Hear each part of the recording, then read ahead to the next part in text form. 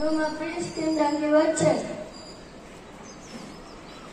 ఏంటంటే బ్రిటిష్ సామ్రాజ్యమా, ఢిల్లీ బాదుషాల ఎదుర వంగి సలాన్ని కొట్టినప్పుడు ఎక్కడుంది నీ బ్రిటిష్ సామ్రాజ్యం? ఎత్తిన గుడ్డను మూటనెత్తుకొని ఊరూరు తిరిగినప్పుడు ఎక్కడుంది నీ బ్రిటిష్ సామ్రాజ్యం? యుద్ధాలు కట్టుకోవడానికి ఇంత చోటు చాలని మా చంద్రగిరి రాజు దగ్గర తోలపాటి తిరువెత్తినప్పుడు ఎక్కడుంది నీ బ్రిటిష్ సామ్రాజ్యం? హే సీతారామరాజు, నువ్వు మాతో కలిసి పని చేయి. పొరపాటును కూడా వాళ్ళు ఊహించవద్దు.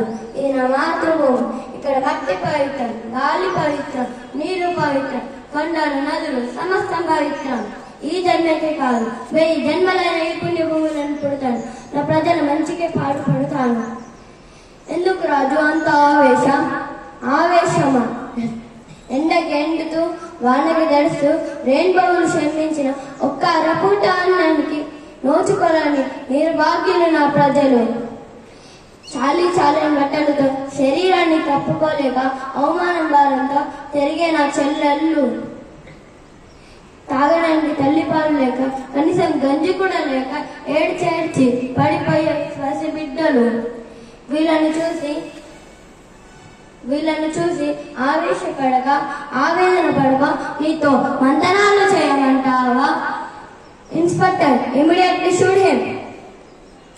ఒక్క సీతారామరాజు చనిపోతే లక్షలాది సీతారామరాజు పుడతారు.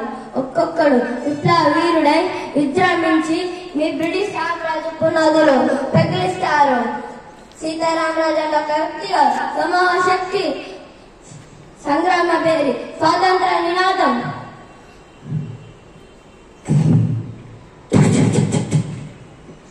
వందే